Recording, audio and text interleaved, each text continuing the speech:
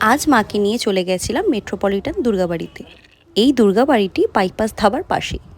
যারা বাইপাস ধাবা চেনেন না তাদের জন্য বলে রাখি, আইটিসি রয়্যাল বেঙ্গল যে হোটেলটি রয়েছে তার থেকে একটু আগিয়ে গেলেই বাইপাস ধাবা, আর সেই বাইপাস ধাবার পাশেই এই মন্দিরটি।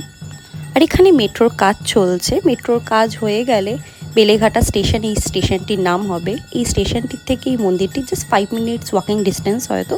তো মেট্রো স্টেশনটি চালু হয়ে গেলে যারা আসতে চান তাদের জন্য সত্যিই খুব সুবিধা হবে।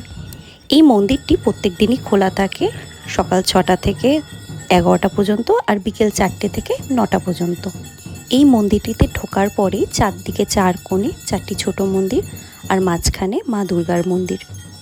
এক কোণে রয়েছে জগন্নাথ দেব আর রাধাকৃষ্ণর মূর্তি, আর এক কোণে রয়েছে বজরংবলীর মন্দির, তার পেছন দিকের এক কোণে রয়েছে মা কালীর মন্দির, আর এক কোণে রয়েছে শিবের মন্দির। এই মন্দিরটিতে যদি সন্ধেবেলায় আসা যায় সত্যিই খুব ভালো লাগবে। সন্ধে 6:30 থেকে সন্ধ্যা আরতি শুরু হয়। দেখলে সত্যি আপনাদের মন জুড়িয়ে যাবে, এত সুন্দর হয় এইখানে আরতিটা।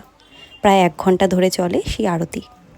এখানে আসার পরে আমার একটি খুদে বন্ধুর সাথে আমার পরিচয় হয়, যাকে আমি কোলে নিয়ে বলছি ঠাকুরকে নম করো, নম করো, আর সে আমার কথা শুনে ঠাকুরকে নম করছিল। আমার ছোটোবেলা থেকেই মন্দিরে যেতে খুব ভালো লাগে। জানি না, মন্দিরে গেলেও অদ্ভুত একটা শান্তি আমি খুঁজে পাই। যখনই মনে কোনো কষ্ট থাকে ঠাকুরের কাছে যেয়ে বলি, আর সবসময় আমি চাই যে ঠাকুর আমাকে এবং পৃথিবীর সব মানুষকে ভালো রাখুক। 2013 সালে নভেম্বর মাসে মার্বেল ও বেলে পাথর দিয়ে এই মন্দিরটি নির্মাণ কাজ চালু করা হয়। এবার মায়ের আরতি শুরু হয়ে যায়।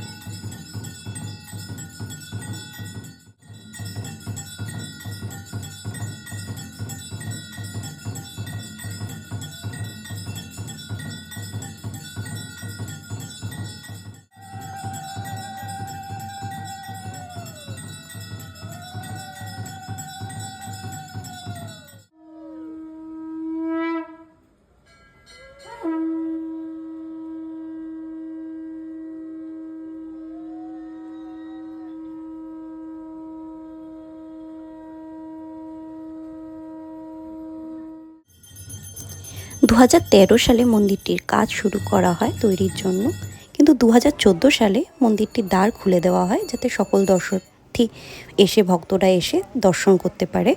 আর মন্দিরটি পুরোপুরি কমপ্লিট হয় 2016 সালে। এখানে স্থানীয় লোকেদের থেকে জিজ্ঞাসা করেতে তারা বলল মন্দিরটির আগে এখানে ছিল পানাপুকুরের একটা ডোবা। আজ আমার এই মন্দিরটিতে এসে আমার খুব ভালো লাগলো। আপনারাও পারলে আসবেন, আপনাদেরও খুব ভালো লাগবে। কেমন লাগলো আজকে এখানে এসে তোমার? খুব ভালো লাগলো রে, এত সুন্দর মন্দির, আমার খুব প্রাণটাও জুড়িয়ে গেল ঠাকুরকে দর্শন করে আমার।